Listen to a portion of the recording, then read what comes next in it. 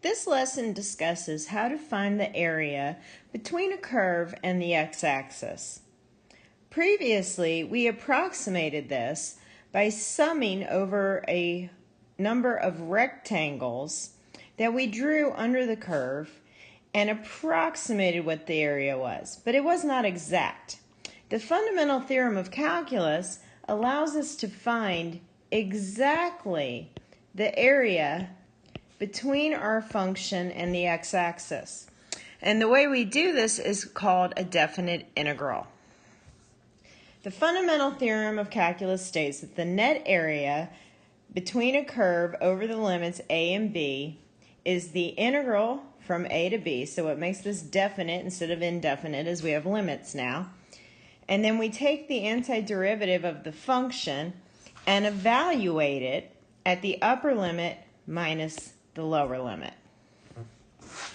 There is no need for a plus c when we do these antiderivatives, because if we had a plus c, it would end up canceling out when we evaluated our function at the upper limit minus the lower limit, because here I have a plus c and then I have a minus c.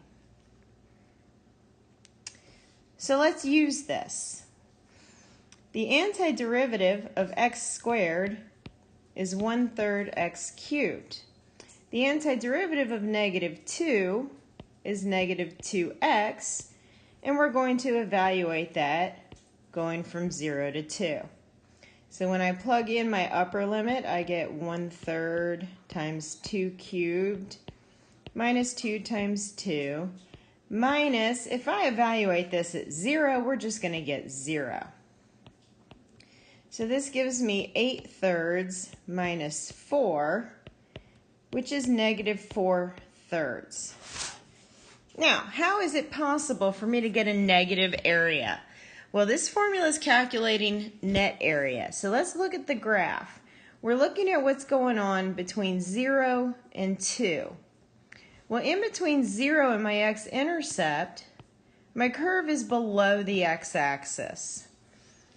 In between the x-intercept and 2, it's above the x-axis.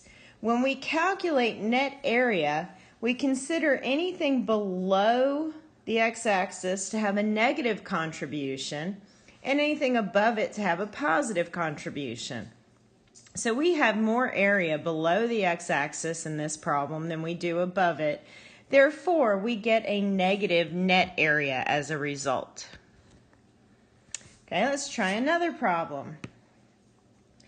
If I'm going to evaluate the antiderivative of the square root of x, I want to rewrite that so that I can see the power on it. So this will become 3 times, well, x is going to become x to the 3/2, which means I need a 2/3 out front. And we're going to evaluate going from 1 to 4. Well, the 3/3 simplifies, so we're evaluating 2x to the 3/2 going from 1 to 4, and that gives us 16 minus 2 is 14.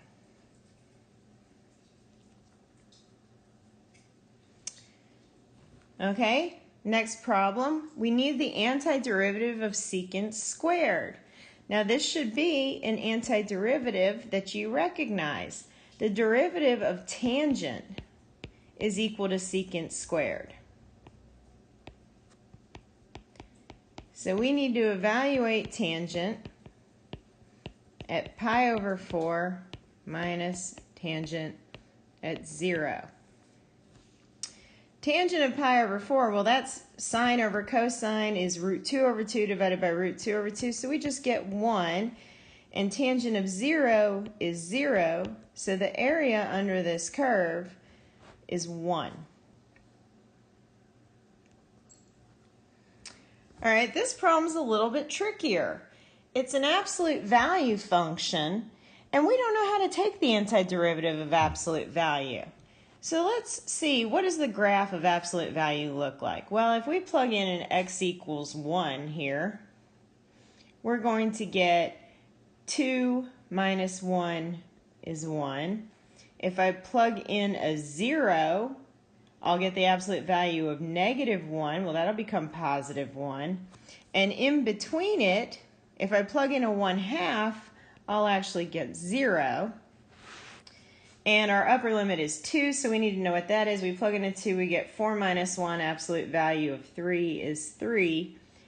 So what's happening here is I'm going to have to separate this integral into two parts so that I can find this area using this function, and I can find this area using this function. So absolute value of 2x minus 1 can actually be defined as a piecewise function where for x less than values of 1/2, we are getting negative values underneath inside the absolute value symbol, and so we take the negative of whatever's in there to make it positive.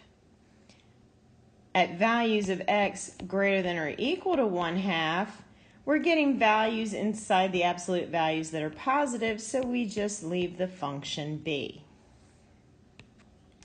So I'm going to break my integral up into an integral from 0 to 1/2 using the first part of the function, and I'm going to distribute this negative and say I'm integrating over negative 2x plus 1. And then we're going to integrate from 1/2 to 2 using the other part of our function.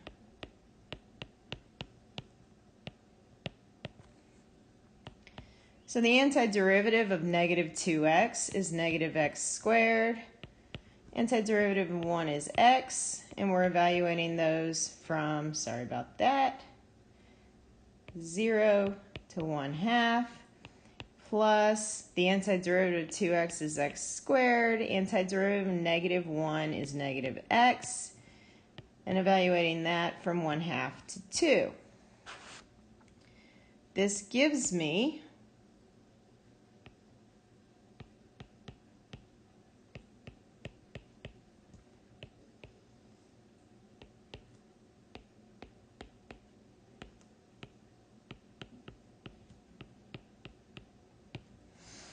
a lot of fractions, a lot of numbers. When I simplify it all, I get 5/2.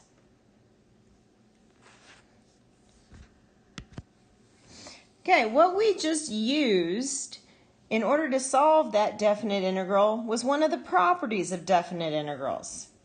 There are several properties, and they are pretty logical. The first one states that if I integrate with the same lower limit and upper limit, I'm going to get 0. Well, that makes sense because if we evaluate this, we're going to get f of a minus f of a, which is 0. Also, we're trying to integrate under a vertical line. There's no area under a vertical line. The second property states that if I reverse the order of my limits, I'll get exactly the opposite sign for the area. Well, that makes sense. The first one gives us f of b minus f of a, and the second one would give us f of a minus f of b, which is exactly the opposite sign of what we started with. The third property is the one that we just used, which says if you pick some value in between your limits, you can separate your integral into pieces and then add them together to get the total net area. Okay, one last problem for this lesson. Let's find the area between y equals 1 over x, the x-axis, and it's giving us limits from 1 to e. Well, E is approximately 2.7. So I'm going to say E is going to go about there. If I evaluate 1 over x at 1, I get 1. And then if I evaluate it at 1/3, I'd be down here at 1/3. I don't want to figure out what 1 over E is because that's a yucky number. So my curve is doing something like this.